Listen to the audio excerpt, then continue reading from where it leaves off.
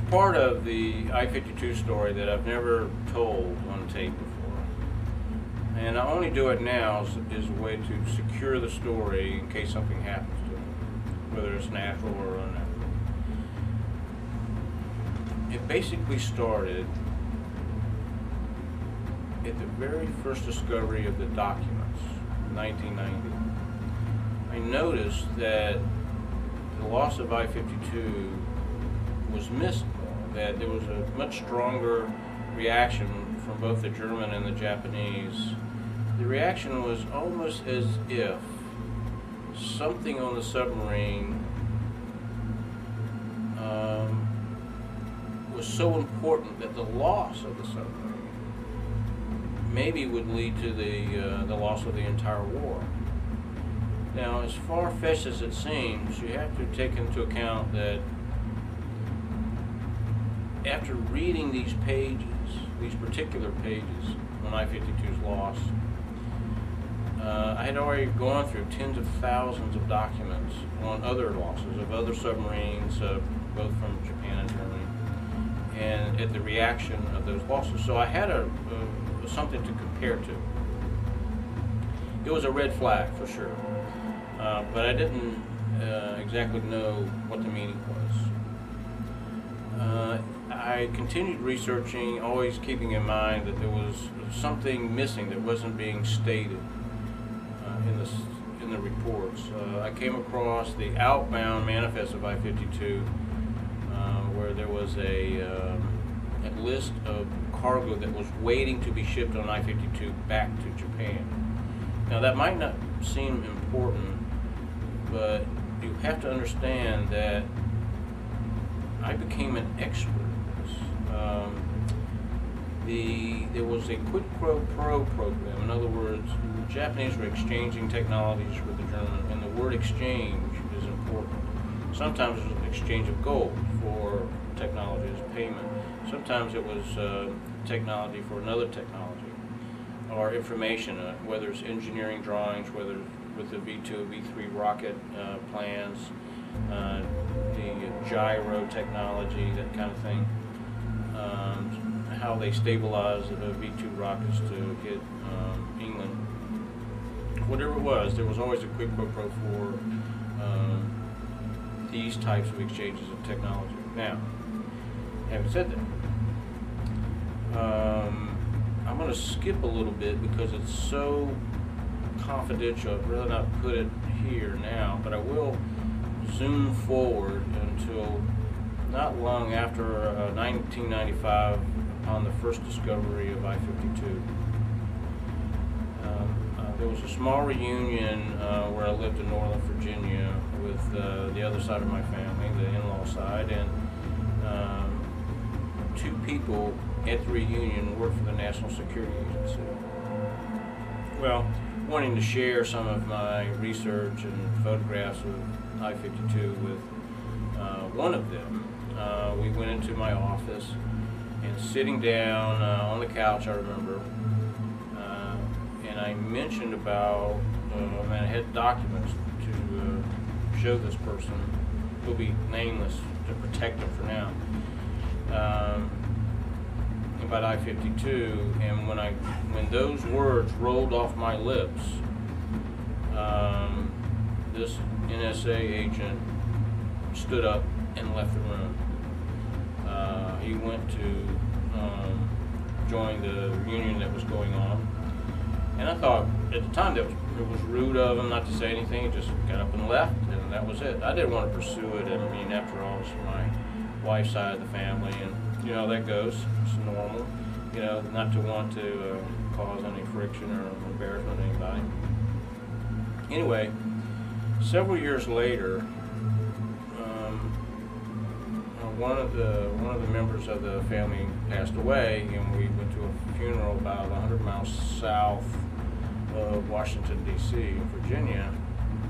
And after the funeral services, the same person who had abruptly stood up and left the room without saying anything about I-52 motioned for me to join him and to take a walk on the sidewalk away from any buildings, so we were in a complete secure area from anybody hearing any of us. Upon that, he first apologized for what appeared to be his rudeness in getting up to abruptly getting up to join the others, and he went on to say, he said that I-52 had classified material still at the National Security Agency, and he was forbidden under the law to disclose or discuss anything with I-52 with me. He went on to say that there was a person I could contact to discuss it, and he handed me a piece of paper which on it was a name and contact information of a person at the National Security Agency. Now that pretty much rocked me, because now I knew that my hunches in the beginning of my research about how a severe loss I-52 was by comparison to other subs and submarines, and now this secrecy surrounding with the National Security Agency confirmed that I was onto something. With that information, which I can't disclose here at all, led me to have meetings with my attorney at the U.S. State Department in Washington, D.C. And there, behind closed doors, with a selected few people from the State Department, including one of their maritime attorneys representing them, we began to discuss that part of the project. The part I'm referring to is the NSA classified part, which has to remain classified right now. During that meeting and one that followed, but particularly this first one, the people at the State Department wanted to know pretty much what I knew, and I disclosed it. And they wanted to hand it off to one international agency, which I can't name, and to the Bureau of Intelligence, which is the Intelligence Bureau of the State Department. And I repeated the story with my wife's relative, and that particular person's name and a piece of paper I had been handed. And they in turn knew all about it already in advance. They disclosed to me that they had been discussing I-52 project in secrecy with the Japanese government ever since we had found it, which was news to me. So with that, they disclosed that they would prefer actually that I do disclose this information at some time in the future, that in fact it was an important part of history that probably has been untold up to this point.